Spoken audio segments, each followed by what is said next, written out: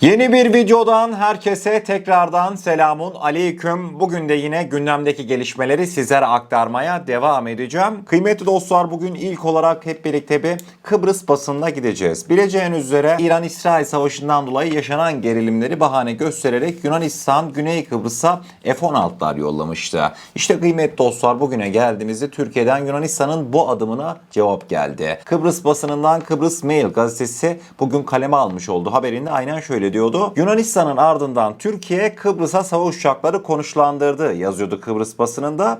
Kıbrıs Mail'in edindiği bilgiye göre Türkiye pazar günü Kıbrıs'a 4 adet F-16 savaş uçağı konuşlandıracak. Güvenilir kaynaklara göre Orta Doğu'daki gerilimlerin artması ve Kıbrıs'ın geçen pazartesi günü İran yapımı bir insan hava aracıyla vurulmasının ardından uçaklar kuzeydeki Ercan havaalanına konuşlandırılacakmış. Savaş uçakların gelişiyle ilgili haberler Yeni Düzen gazetesinde de yer almış. Kıbrıs basını böyle diyormuş. Haberin devamında da işte geçtiğimiz pazartesi akşamı Yunanistan'ın da 4 adet F-16'yı Pafos hava üssüne konuşlandırarak bu konuda ilk adımı atan ülke olduğu belirtilmekteydi. Bakalım yarın gerçekten de Türk F-16'ları Kıbrıs'a gidecek mi? Şimdi Yunanistan'ın işte devamında İspanya'nın, İngilizlerin Kıbrıs'ın sözde korunmasına yönelik adımları vardı. Bileceğiniz üzere İspanyollar işte fırkateyn gönderecekti. İngilizlerin yine takviye birlikler sevk etmesi masada. Yunanlar da 4 adet F-16 gönderdikten sonra Türkiye'nin zaten açıkçası bu adımı atması bekleniyordu. Çünkü İran Kıbrıs'a saldıracak mevzusundan öte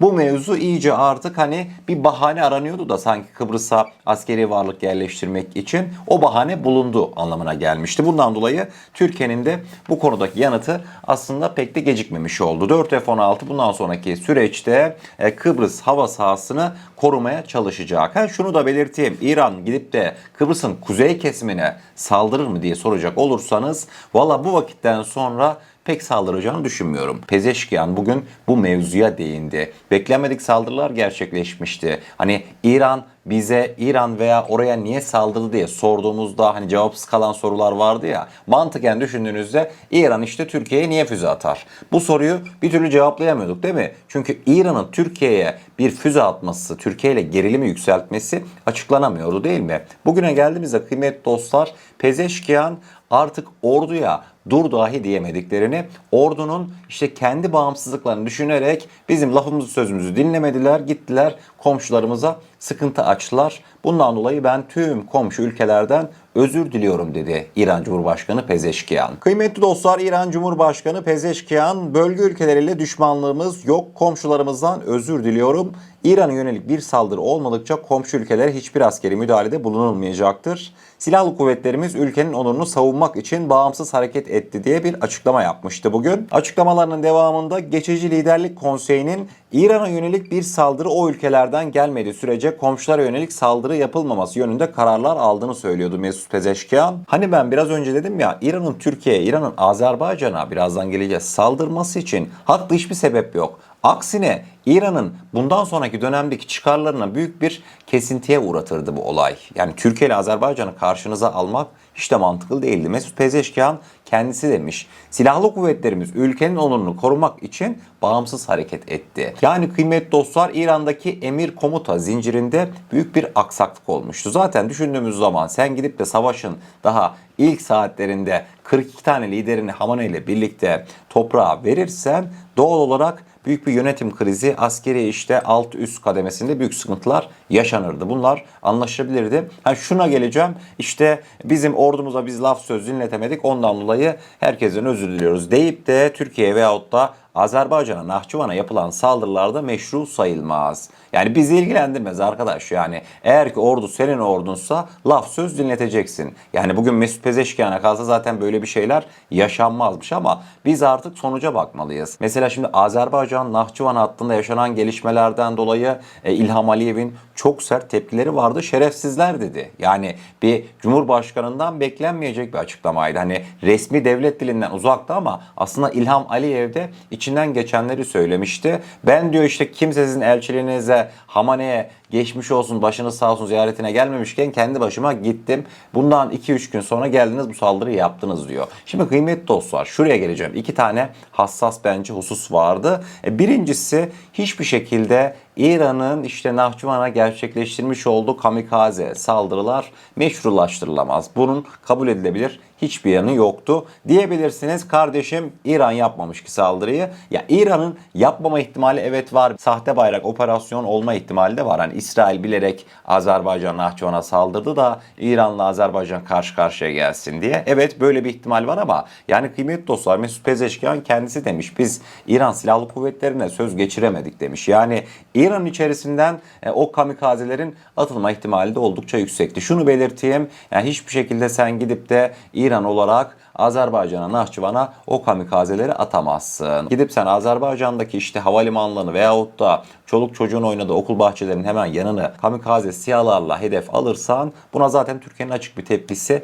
olur. Zaten Türkiye'de açık bir şekilde bu konuda Azerbaycan'a destek vermişti. Burada dikkat edilmesi gereken birinci husus İran hiçbir şekilde Azerbaycan'a saldıramaz. Bu meşru değildir. Bunu Türkiye kabul edemez. Biz de kabul edemeyiz. Fakat özellikle de Sayın İlham Aliyev'in bu konuda çok dikkatli olması gerekiyor. Yani gidip de sen İran'a işte savaş açacağız onlar yazıldı ya. İşte neymiş Azerbaycan 2 gün sonra İran'a savaş açacakmış. Yok efendim topları obüsleri getirmiş sınıra hemen. Onlar zaten daha sonrasında yalanlandı Azerbaycan tarafından ama yani kıymetli dostlar bu gerilimin hiç kimseye faydası olmaz. Mesut Pezeşkian bugün özür mü dilemiş? Özürünü dilediyse bugünü bir milat bileceğiz. Bundan sonraki süreçte İran'ın Azerbaycan'a yönelik saldırıları devam ederse tamam oturulur Türkiye ile Azerbaycan ortak bir karar alır. Yani bir de şöyle bir durum var. İlham Aliyev harekette bulunsa Şuşa beyannamesinden dolayı İran'da Azerbaycan'a bir tepki gösterse, karşılık verse biz zaten doğal olarak Azerbaycan'la müttefik olduğumuzdan dolayı aynı böyle NATO'nun 5. maddesi benzeri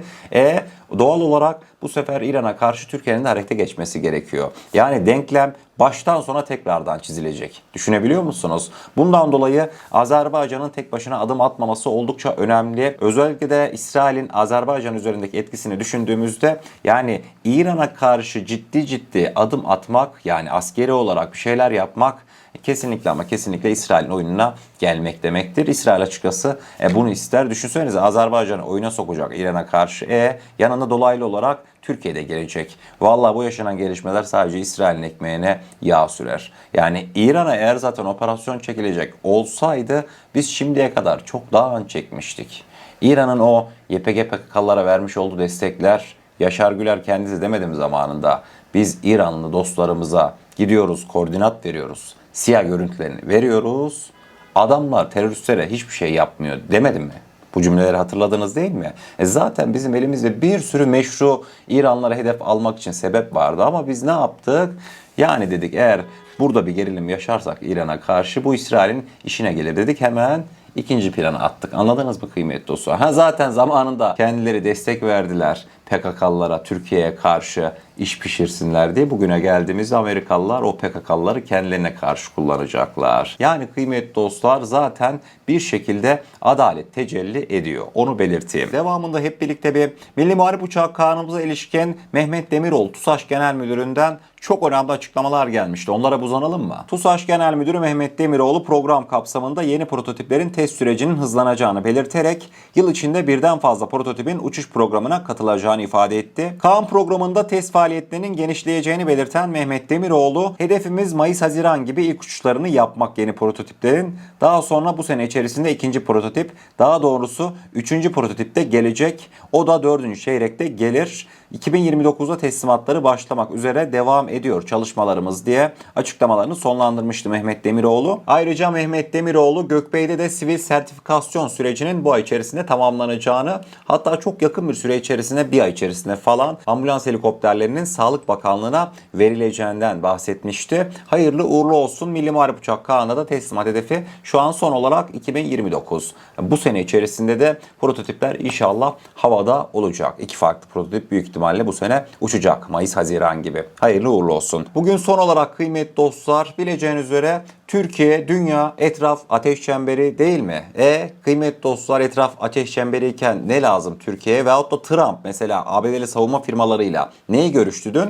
Hep böyle mühimmat artışları, üretim artışları değil mi? Yeni yatırımlar. İşte kıymetli dostlar, bugün makine ve kimya endüstrisinden 818 milyon dolarlık barut ve mühimmat yatırım programı. Bu açıklamalara gideceğiz. Önemli bir yatırım geliyor makine kimyadan. Makine ve kimya endüstrisinin Ankara ve Kırıkkale'de silindirik barut ve çeşitli mühimmat üretimine yönelik toplam 818 milyon dolarlık yatırım programı yürüttüğü açıklandı.